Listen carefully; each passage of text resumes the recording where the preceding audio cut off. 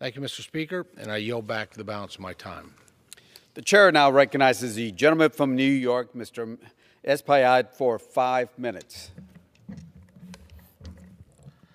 Mr. Speaker, I rise today to continue to raise awareness to the destruction that Hurricane Fiona has brought about to the Caribbean, namely to Puerto Rico and the Dominican Republic.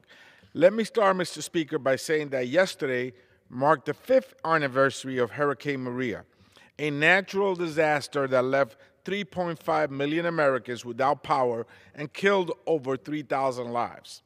While hurricanes in the islands are not new, Hurricane Maria exposed the vulnerability of Puerto Rico, and 5 years later, uncertainty remains in the wake of Hurricane Fiona, which occurred this past weekend.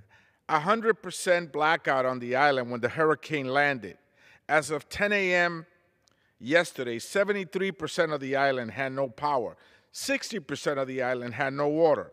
I commend the Biden administration for its swift actions to declare a state of emergency for the region, and I'm hopeful that it will approve Governor Pierluisi's request for a major disaster declaration soon, which will follow additional life-saving resources for Puerto Rico. For this reason, I join Senator Schumer and Congresswoman Velasquez in speaking with FEMA Administrator Deanne Criswell, urging the administration to reimburse 100% of the costs, allow document flexibility for accessing aid, and advance funding to Puerto Rico in this critical moment. We must do all it takes to ensure relief assistance to help residents recover. We cannot turn our backs on our brothers and sisters in Puerto Rico. Yesterday, I held a strategy planning call with leaders from New York, Puerto Rico, and the Dominican Republic, an emergency services organization, in response to Hurricane Fiona.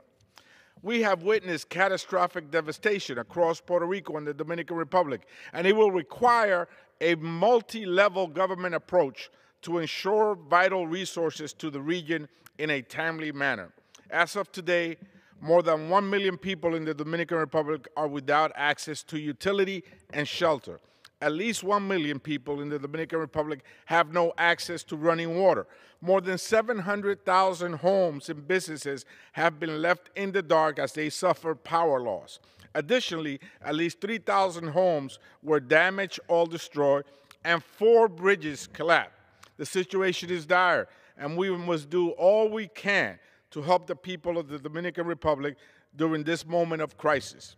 For this reason, I am urging the U.S. Agency for International Development to deploy a disaster assistance response team and continue coordination with other U.S. government agencies and partners to advance relief efforts. The federal response must be swift, robust, and continue for as long as is needed. The impact of this devastating natural disaster hits close to home.